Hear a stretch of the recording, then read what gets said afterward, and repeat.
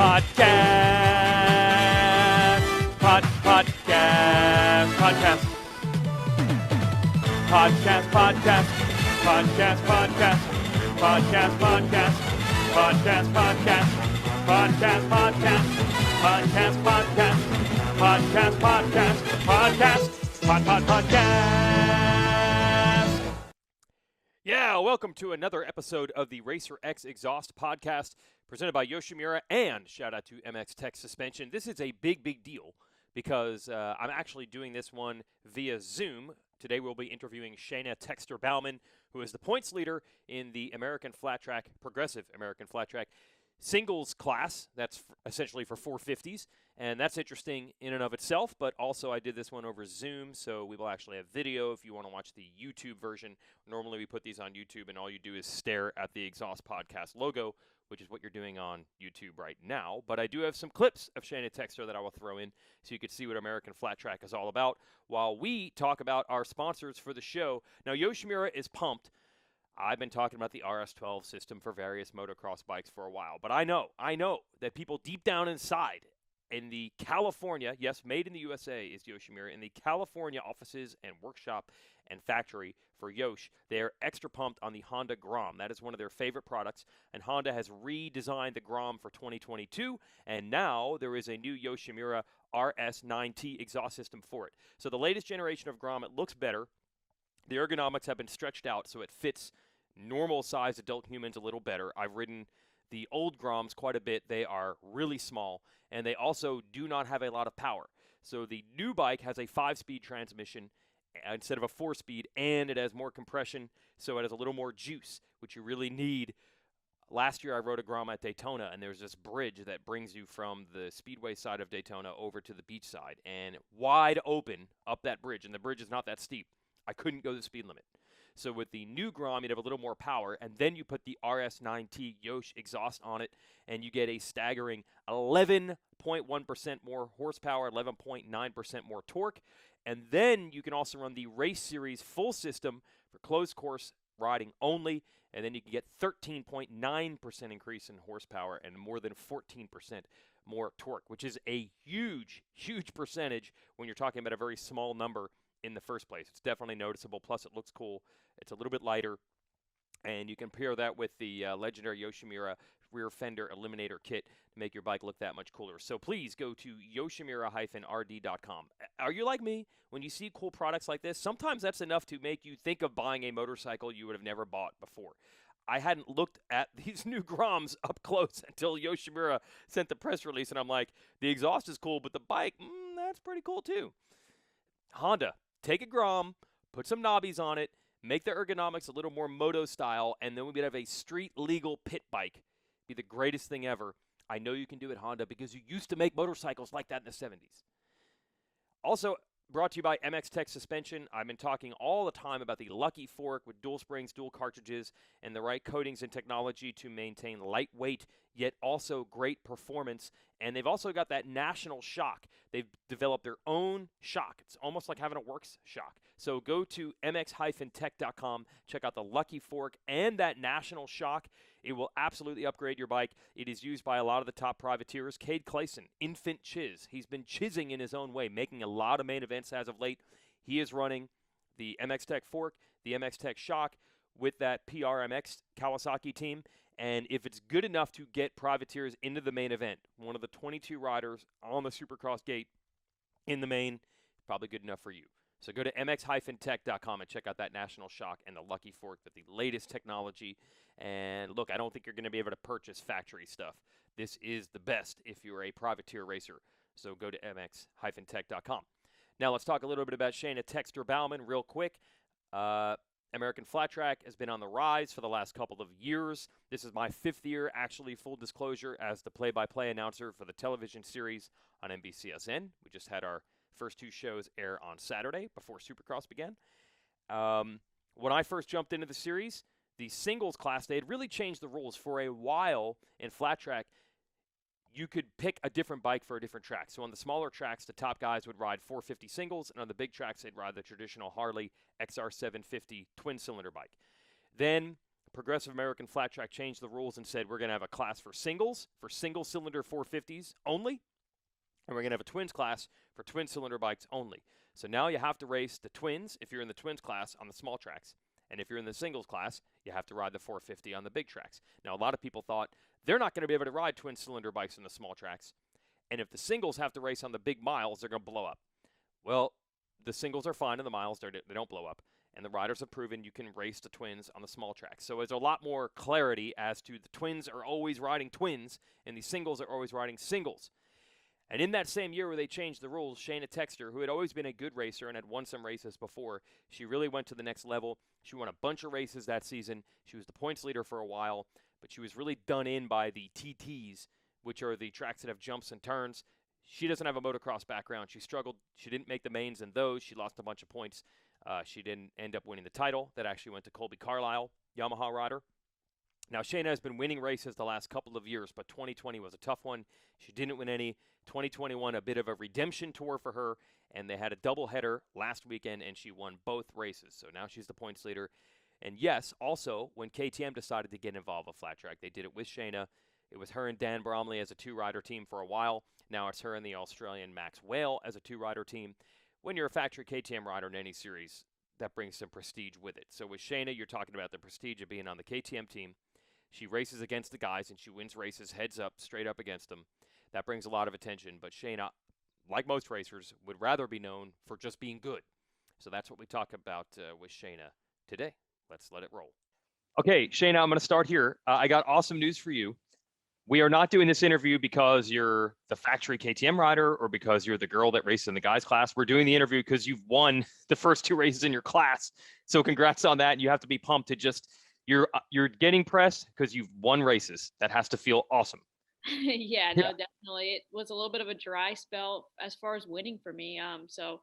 Probably the longest I went in my career in racing in singles. So for me, it was awesome. Like I'm still kind of a little bit speechless just because so much hard work went into getting back up on top. And, it was just an unbelievable day. It was my birthday. So it's definitely a birthday I won't forget. Okay, so for you, how much, and I know any racer at your level, the pressure you're putting on yourself really just comes from you internally. The pressure to get back on top, was that entirely just your desire to win again? Or was there a little extra piece of, oh man, I'm a factory team.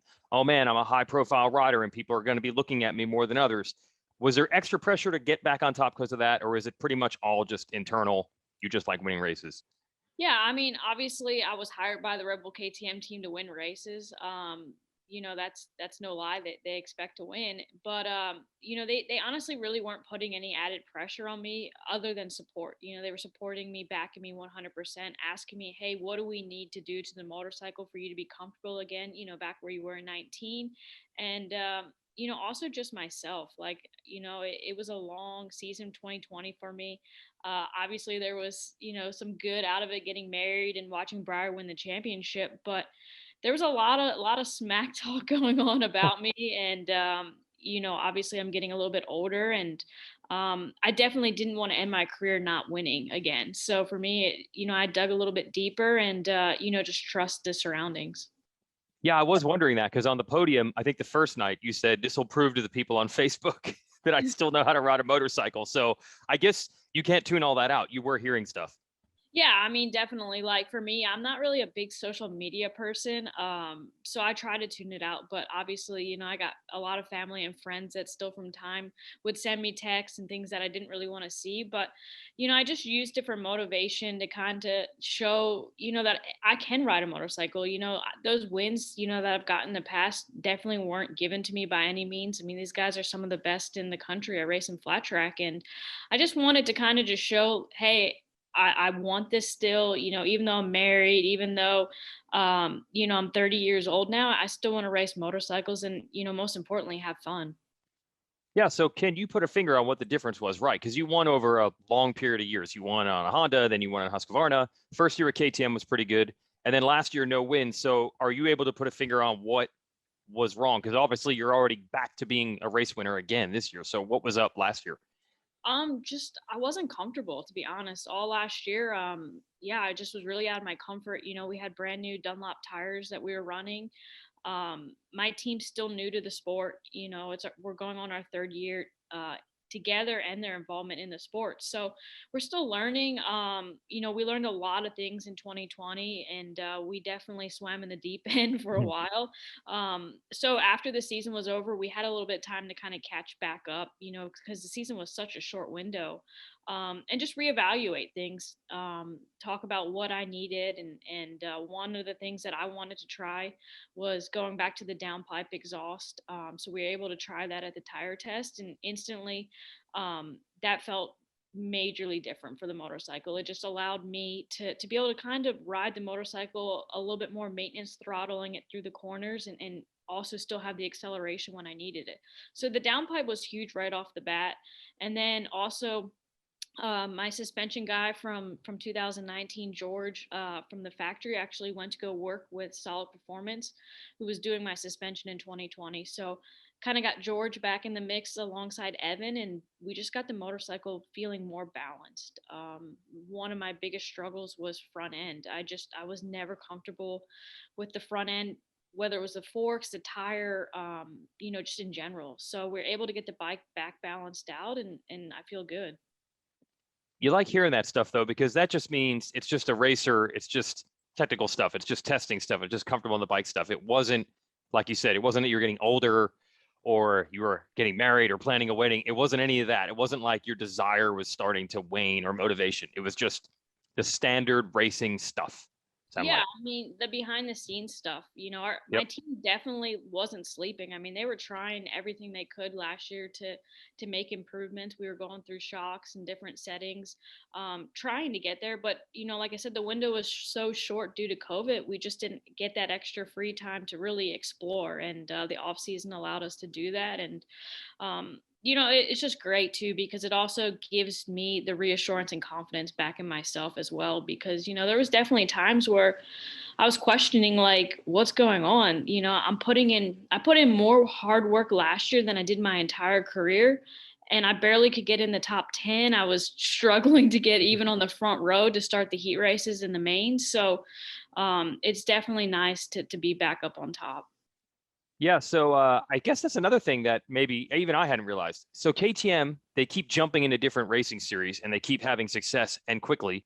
I mean, even winning MotoGP now, which is unreal that they did it in, I think, 4 years. So I think the assumption is they jump into AFT. Maybe they have zero background in that sport, but they're going to be awesome and have it all dialed immediately. But it sounds like, no, this was a bit of a work in progress, or maybe it still is. Yeah, no, definitely. They have it so figured out in Supercross and Motocross, and even figuring it out in MotoGP. The science aspect to it, okay. We can show up and we'll be within a tooth here and there, and suspension settings are usually pretty close, as they say. But for us, we're fighting for tenths of a second on the racetrack. The dirt is constantly changing throughout the entire day. And, on top of that, my team manager comes from road racing. So asphalt, completely different conditions from dirt. So we're learning together, my experience, and also trying to cross over things that we can from moto, that also works. And even Chris's experience with road racing. So it's 100% been a learning endeavor for them. But I think they recognize the challenges that come with flat track that I think you don't necessarily see until you dive into the sport. Well, one of the things I've noticed is much more so than probably either road racing or motocross is track to track. It changes so much. Like those disciplines that you do, a mile, a half mile, a short track, and a TT, they are dramatically different. So when you win these first two, the half mile in Florida, are you like, okay, we got this, we can win the title this year? Or is it like, until we see all the tracks, we still got work to do and we really don't know what is going to happen? Yeah, I mean, honestly, I felt awesome preseason. We ran a couple different tracks in preseason testing, so I felt really good. Last year, Volusia night 2, I actually lost the race right across the finish line to Dallas Daniels and got second. So, obviously, I in the back of my mind know that I can do well at Volusia. I also know the upcoming oval at Texas. I've won there in the past. So there's tracks where I kind of know in my mind that I can do well. It's the tracks in the past that I've struggled at that I'm anxious to get back to and see where we're at. Obviously I think, definitely we have a shot at winning the championship. We got to get through, my weakness on the TTs, which I've definitely stepped up, riding motocross and really working hard there. But I think there's a lot of tracks this year that suit my style. And, it's a long 17 round series. And we saw Dallas win the championship last year, missing night one. So definitely have to stay consistent throughout the whole season. Yeah, now for the Racer X people out there that are more familiar with the motocross side, there's quite a motocross connection here. I know you still work with Alden Baker still, right? Yeah. Yep. I still train with Yep. Alden. Yeah, and then your husband Briar does as well. And then I'm just from watching you guys on social, I know that you guys ride moto now, so it's pretty interesting how much of a crossover there actually is to the Supercross world. Yeah, I mean, for me, I grew up going in circles, just turning left. Yeah. I never really like play road. I never rode motocross. I never trail rode any of that. So for me, the TTs have been a little bit more of a struggle. They have at least one jump in them. You add the front brake back on the motorcycle, and usually a right-hander. So for me, it's just trying to adapt to that transition. And it's been a little bit of a struggle where my husband Briar, who's the Super Twins champ for the last 2 years, he grew up motocross riding and trail riding in California. So I think it's a little bit easier for him to make that jump to TTs from the ovals. So it's definitely been a work in progress for me, and I definitely hope to improve. So when you have Alden Baker in your corner, and obviously he's super busy with some other clients, but does he, how involved is it? Is it like you'll talk to him like every couple of months, or is it like as soon as you got a question, he's got an answer? Like how integrated are you with him? Because he's got a lot of other stuff going on. How's that work?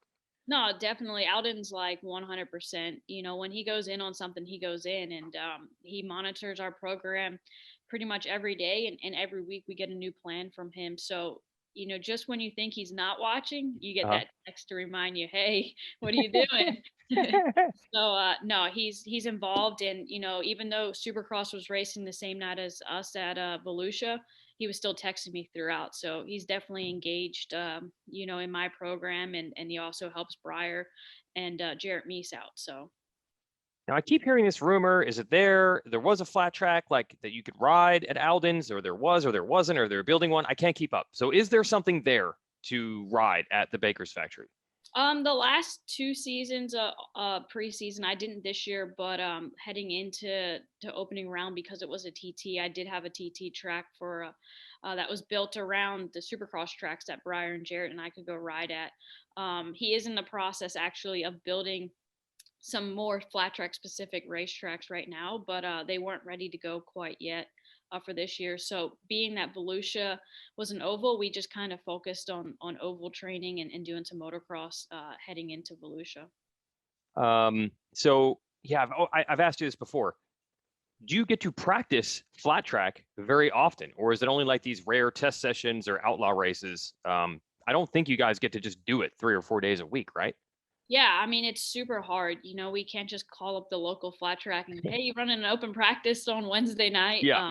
It's a little bit more difficult. So we do tend to do a lot more moto now in our training, just because, Alden would like us to be on the bike at least 2 times a week, 3 if we're not racing on the weekends. So we definitely integrate a lot more moto into our training. But I do actually am fortunate to have a local half mile nearby that lets me come out throughout the season when they're not racing cars on it to ride, and some other tracks. It's definitely a lot more difficult to train, in flat track.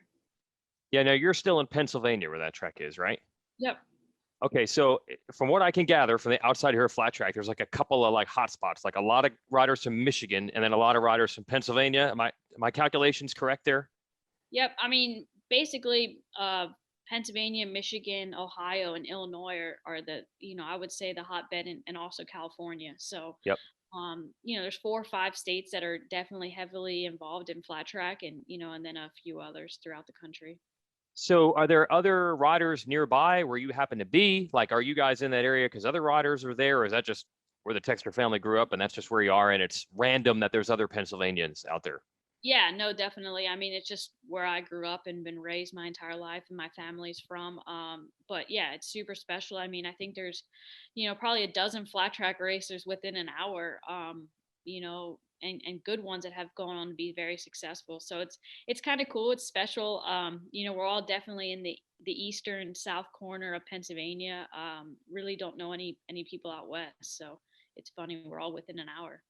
Does this gang like get together? Like, can you get to that track together sometimes? Do you see each other, say, on bicycle rides, or how does that all work? I just, I think it kind of just varies. Obviously, like all sports, we kind of all have our own little cliques and friendships. I'm Yep. super fortunate, obviously, to have a brother that's raced. So I've always had kind of a training partner, whether it was my brother Corey or now my husband Briar. We do train. With Brandon Robinson, who now actually lives in Florida. Hmm. He actually grew up, 35 minutes from Corey and I. Jarrett Meese is also from here, who also now lives in Florida. Yeah. So it's, we're all just kind of going, I guess, a little bit different directions in life. But, there are times where we still kind of catch up and train, do some riding together. It just, it depends on where we're at in the country, I guess. Yeah, well, I think Briar mentioned it on one of the first two shows that you guys were like living in Florida, but not high rise like luxury style. No, we just got home. We spent 8 weeks in like our 26-foot camper. So Yeah. definitely have a new appreciation for my washer and dryer. Don't have to go to the laundromat and Yeah. Wi-Fi. It's nice to be back on with Wi-Fi and TV. We couldn't even be doing this Zoom. We wouldn't have been able to have done that in the camper. I Yeah. would have to like hotspot it. Yeah. Um, but to me, that's a sign that like things are stepping up, right? Like as a kid, or even maybe 5 years ago, would you just, oh well, it's winter, I'm in Pennsylvania, there's nothing I can do? Is this a sign of like everybody has to step up and now you got to go somewhere to train in the winter? Yeah, I mean, I think for Briar and I, we recognize the importance of staying on a motorcycle and getting on it before a week before the season starts. So for us, it's, kind of that sacrifice, I guess, we do to be ready to go for round one. Obviously, it's not the best thing to go live in a camper for eight Yeah. weeks, especially when you got a Yeah. home. Yeah. But it's too cold up here. I mean, right now even it's 60s in the afternoon, but we've had to change our training schedule from Florida because we can't go ride our bicycles in 29 degrees at 8 a.m. So it's just adapting a little bit, and Florida's just easy in the winter for us to go down there. Okay, so for those not familiar, let's get a handle on all the different family entanglements here. Yes, your brother races, and you come of a family of flat track racers first, right? And I know unfortunately, there's a story there involving your dad, but just talk about your history. You guys go way back, you and your brother, with flat track your whole life, right?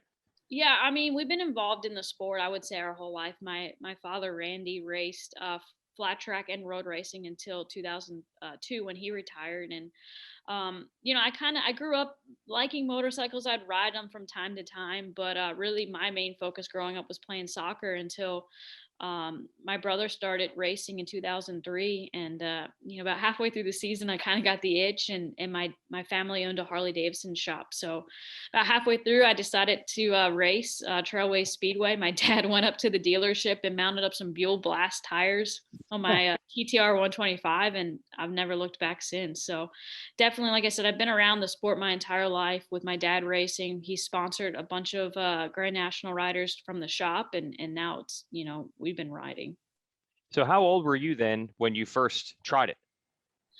I mean, I was 3 years old when I first started riding. Hmm. I was a little bit older. I mean, I think I was probably 11-ish when Hmm. I started racing, which, is pretty old for a lot compared to a lot of guys. I mean, a lot of people in our district 6 in Pennsylvania start racing when they're 4 years old. So we played a little bit of catch up. One season I actually raced an 85, a 125, a 250, and a 450 all in one season. So we're on the fast track to catch back up.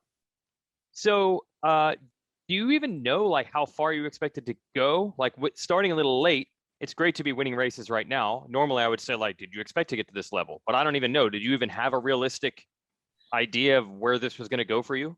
No, no clue. Like, I still sit back days and think like, man, what was I thinking back then? Because Yeah. it's to go on to win that first race was like a dream come true. And, I've won quite a few since then. And it's been such a journey. Um, I still don't know, what's my full potential with the sport just because I keep surprising myself, I guess. You know, so I just, you know, enjoy each ride and, you know, just try to help grow the sport that any way that I can. And, you know, also obviously as I transition to the next step of my career, when I retire from a motorcycle racer, I still want to stay involved in the sport in some capacity. So your brother, he wins the Production Twins Championship a year ago. He's pretty handy on a motorcycle too. At one point, were you battling him? Do you battle now? Are there some sibling rivalry stories maybe coming through the ranks of who could beat whom? Yeah, I mean, we definitely, you know, the year before we raced together in the singles class. He moved back to the singles class, and we had a lot of battles. I think he beat me once, and the Mhm. fans were super tough on him. Like it was insane. He's My brother's super competitive. Like we could be doing the family Easter egg hunt, and he'll tackle I think his own son just to get the Easter eggs. Like you know, all in good fun. But he's just super competitive, and you know, throughout our career, he's 4 years older than me, so um, we never really raced a whole lot together. So you know, it's kind of funny when we did. My dad was always kind of pulling for me secretly, I think, and trying to give me the tools to beat him just because of how competitive Corey was all the time. But you know, now it's good because we are in separate classes and we can just support each other and lean on each other for advice. Dude, it looks like he's already planning the next generation here of Texter racers. He's really into it with this little guy. Yeah, yeah, it's insane. Like I think he's already trying to instill the competitiveness in the crews, and you know, Cruz just loves riding motorcycles, and it's, you know, it's fun to see his excitement, you know, being on a bike. And you know, at Volusia, the one day I he was talking and busy, and I jumped on his strider and took off, and he was coming running after me to tackle me, like, you know, that's my bike. So Yeah. it's, you know, it's super cool to see, you know, the next generation Texter. Okay, so the other part of this story is that you and Briar Bauman were dating, and now you got married in the off season, and he's the champ of what's considered the premier class, which is the Super Twins, and this hilarious story where you beat him in a race. Like, it was, you didn't just beat him; it was first and second, right? Yeah, Yeah. when I won my very first win in 2011 at Knoxville, Briar and I battled back and forth and exchanged the lead a few times. Definitely bumped into each other, and yeah, now we're married. So I always joke with everyone, like, I guess that's where we met, up on the podium, you know, because it was Briar's rookie season into the pro singles. So yeah, it's funny because it definitely gives me a little leverage at home, and and he definitely you know, respects me as a motorcycle rider. Yeah, well, actually, he threw it out there in some of his podium stuff over the weekend that he was just pumped even for you to see you get to that level. And I guess, look, when you have your brother and your husband and you all racing and you guys are all going through the highs and lows, it's like one probably feeds into the other. Like when you're having a struggle, he probably notices it and vice versa. So I'm sure he's just as pumped to see you figure it out as well. Yeah, I mean, you want to feel like the outcast. I mean, my brother and Briar both won a championship the same year, Yeah. and then there's me. So you know, they're all excited, and I'm just like, okay, cool. Like, you know, Yeah. when it's gonna be my turn. But no, it's really cool. You know, if you watched Volusia, they were the first two to congratulate me, and yeah, I mean, of all people, Briar, you know, he definitely trains alongside me, and you know, kind of was able to see, I guess, every behind the scene moment that, you know, a lot of you know, the fans didn't necessarily know what was going on. So he's from like northernish California, right? Yeah, he's from Yeah. Salinas, California, so Yep. not too far from Laguna Seca. I'm sure a lot of people know where Laguna is. How did it, and his brother races too, so they got a family that's got flat track roots. How did you decide? Are you going to be Pennsylvania or California? I'm wondering who drew the short straw here. No, I don't think so. Briar's family actually moved from California and lived. His parents and his brother all live in Illinois now. And Okay. when we first started dating, he was like, "I'm not leaving California," and it was like, "Okay, I'll live in Pennsylvania as long as there's a Wawa nearby." Yeah, that's not happening out there. That is not So happening. we um we have Wawas, like four of them within 2 miles of our house. Oh, I So swear by Wawa. I'm totally with you. I grew up with them. I was from New Jersey. Then I live in North Carolina, and we don't have them. And that's honestly the one thing. If I could change one thing about where I live, bring the Wawas. I hear you all the way. Yeah, Yeah. so I guess Wawa is what helped. So yeah, he's super happy to be here, and we're really good friends with Jake Johnson, past champion in the sport, and we have, like you said, kind of a little hotbed of flat track racers, and Briar's definitely a little social butterfly. So it's he's happy to be around friends and close to Wawa. Okay. So Wawa is a big factor. I like this. I get it. Okay, we have to discuss the obvious thing here. You end up at the same time that you start really winning in the singles class, is when flat track's going through this big growth phase and metamorphosis. And then you become, I don't even know if you signed up for that, but you almost become like one of the faces of the series. And a lot of it is because it's like, hey, there's this racing series where this girl beats the guys, not in the girls class, just straight up. What has that experience been like? And are you happy with it? Or you're just like, I just wish I was a racer like everybody else. How do you square up with that? Um, yeah, I mean, back in 2011, when I was chasing that first win, I kind of was telling myself, hey, if I ever get this first win, um, I don't want to use the female card for myself. I Mhm. wanted to grow the entire sport. I obviously having a brother involved and other friends, I knew all of our struggles. Everyone has their own story and things that they face individually. So for me, I wanted to do everything I possibly could when I won that first race to grow the sport. And, it was great. I did every single interview that I possibly could. And as you said, since 2011, the sport's been growing. It's now I go to places I don't have to try to explain the sport. They know the sport, and Mhm. it's huge. It's awesome. It's been an incredible journey so far. To be involved with a whole bunch of different companies and agencies to help grow the sport is huge. So for me, I continue to want to grow the sport, and so does Briar. Trying to get outside industry people involved in our sport, and open it to as many eyes as we can. I still do think flat tracks, one of America's best kept secrets, and I feel like once somebody sees the sport for the first time, they're hooked. So it's just getting the sport out there and getting people to recognize it. So you're willing to carry that mantle. I mean, obviously you're going to get more attention than some other riders, but you're okay with that because in your view, hey, that's probably helping everyone. It's not really just helping you. So you'll take that extra, I guess, task really. Like besides just trying to win races, you'll take the promotional side too.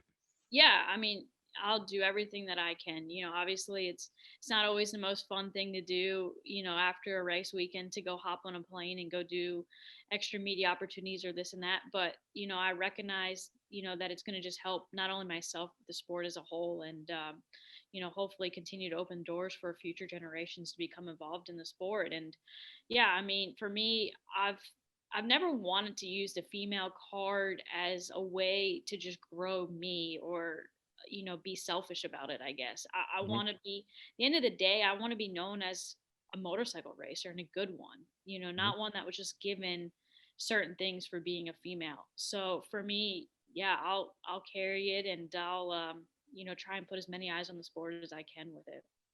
Yeah, and for those again wondering, before this factory KTM team came along, you won races and even led the points in years before that. So it's not like I feel like they signed you because you were good and you were a title contender first. It's not like you only started winning when you got on factory equipment or something like that. Yeah, no, definitely. Yeah, I won. I'm the winningest singles rider in the series right now, and I've placed in the top three in the championship multiple times. I've led the championship. So yeah, I 100% believe that I've deserved this seat, and it's something that I'm proud of and honored to be involved with. The Red Bull KTM team, they're one of the best teams in the entire world to be a part of. So it's an honor that I don't take lightly. Yeah, and one of the things I've noticed, and I'm wondering if the same way for flat track. One of the things I think the KTM is very good at, they race in all these different disciplines, but they tend to treat them all the same. Like I kind of come from the world of say off-road and GNCC, and I'm always impressed that they treat those guys the same as they do say Cooper Webb or Jeffrey Hurlings. Now they got MotoGP. Do you sense that camaraderie a little bit that it's like we have a flat track team, they're the best of what they do. They're not a B group or a C group. They're the same. Do you sense that? 100%. Like, yeah, they definitely treat us all the same. I mean, last year during COVID, we were doing some team bonding activities. Hmm. And, Cooper and Marv were right in there with it all. Hmm. So we're definitely all treated equally, and it's cool. It's special team to be involved with because we're able to support each other as well. I've seen Marvin come out of his way to want to hear about flat track, and the same thing with Osborne and Cooper and them guys. Like, they're actually interested in our sport, and as well as some of the off-road guys. So it's super cool anytime we can cross over each other's forms of racing. Well, Osborne, let's be honest, you have to try to convince him not to do stuff as opposed to convince him to. Like, he'd probably race one of these things instantly if they would let him. The guy will do anything. Oh, 100%. Like, when we're riding at Baker's factory in between his trainings, he's out there like just studying, and That's like, right. right now he's been injured, and we're racing Volusia, and he's texting Briar just asking questions about our bike setups and that kind of thing. So Osborne's special for sure. Like, he's definitely part of that old generation breed, I think. Yeah. He's going to do a little bit of everything. Just give him time, and I'm sure he'll get some flat track. Well, this is cool. I'm glad people get to see.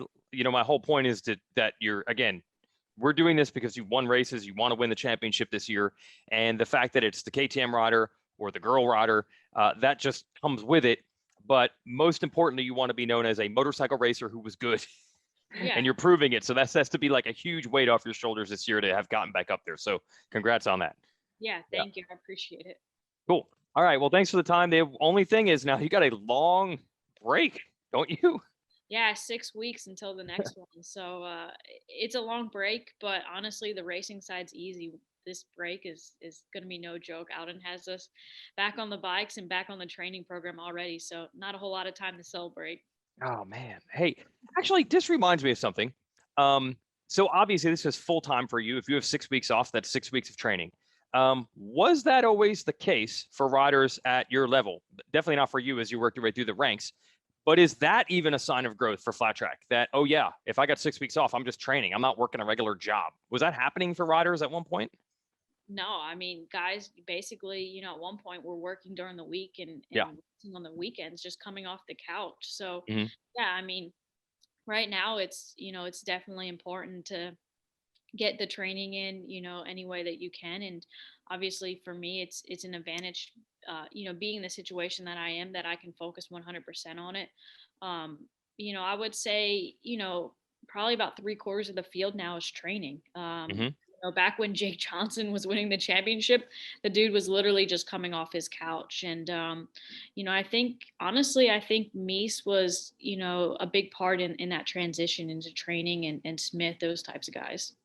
Oh, so that's a huge thing right there. Like, you now get to be a full-time motorcycle racer, where at one point that probably wasn't even an option. Even if you were winning races like you are, that wasn't necessarily happening. Yeah, 100%. Like, guys were winning races and going back to work on Monday. Like, yeah, it was crazy times, So it's, when I won that first race in Knoxville, I didn't even have my own vehicle to get to the track. Like, I drove with 4 other guys in a van. I won that race and slept in the front seat with my head on the steering wheel, thinking like, what am I doing? Oh So my gosh. it's, I think it's awesome though that I got to experience those kind of rougher times, because now it's given me a new appreciation, uh, for the sport, and also I want to help motivate and keep that going. Hey, quick timeout from talking to Shayna here to talk about Yoshimura. That's our title sponsor here of the Exhaust Podcast. Check out that RS9T exhaust system for the Honda Grom. Maybe you've never considered getting a Honda Grom, but I'm telling you, it's super versatile, good gas mileage, easy to ride. You can throw it in your back of your truck or your bike carrier or the motorhome carrier, whatever you want to do, and it comes in really handy in a million ways. And really, it's just an excuse to get that cool exhaust system. Go to yoshimura-rd.com and then go to mx-tech.com to check out the Lucky Fork. They even have the carbon edition of the Lucky Fork and that National Shock. Good enough for some of the top privateers in the biz to put their bikes into Monster Energy Supercross main. So you know that fork and shock is more than good enough for you. Now back to our interview. Yeah, that would do it. If they want you to get on a plane and do a little extra media, you can remember like how hard it would have been to get that, even if you wanted it. So you got some perspective now. Jeez. Yeah, Briar used to call it, when I interviewed him last year, he said it used to be a G bar. If you could make the night show or the main, whatever it was, you get $1,000. And that was like a ton of money. Yeah, I mean, yeah, it's crazy. It's definitely, our purses are cut a little bit right now, still with COVID and the Yep. fans being down, but we're definitely in a better spot, not questioning if we're going to go racing. Like we know we're going racing. We Yeah. know that the races on the schedule are going to happen, and that's just, that's huge. It's great. Yeah, and you never know. There's this weird thing that happened with COVID where they're selling more motorcycles and stuff than ever. It's too early to see like a true trickle down because I think even the manufacturers are like, we don't know if this is going to last. But there's a chance there's a big boom, a sustainable boom coming. That'll be better for people like you and I who do this full time. This could be good. Yeah, and I mean, Volusia was a great indication. Like it was so awesome having fans back in the stands Yeah. and yelling and cheering. Like definitely missed them last year. Yeah. Okay. Well, if you're going to win one, do it in front of fans, I guess. Then, yeah. Cool. Well, thanks for the time. This is enlightening. I know that, on our side, it's most motocross and supercross fans mostly. So thanks for some of the questions I have to ask are pretty basic. They probably haven't heard these stories before, but sleeping on the steering wheel of your van, that story's never going to get old. So, or beating your husband in a race. Sorry, you're going to get asked that one more and more. No, awesome. Thank you. I appreciate you having me on. Yep. And I will somewhat see you in Atlanta. That's actually like a live TV show, but we're doing it in the studio in Charlotte. So I will not be there in order to announce the race, if that makes any sense. No, yeah, it does. I heard that it was going to be the first time they were kind of live recording back to the studio. So it's going to air Yeah. the next day. So that's awesome. We're going to try to cut back on the red flags and stuff, everybody. Let's try to make this thing go as seamlessly as possible. It's a new frontier. Cool. No guarantee. Yeah, you never know. It's racing. All right. Thanks, Shayna. This is really enlightening, and enjoy the Alden training for the next 6 weeks. Thank you. Appreciate it. Talk All soon. right. See ya. Thanks.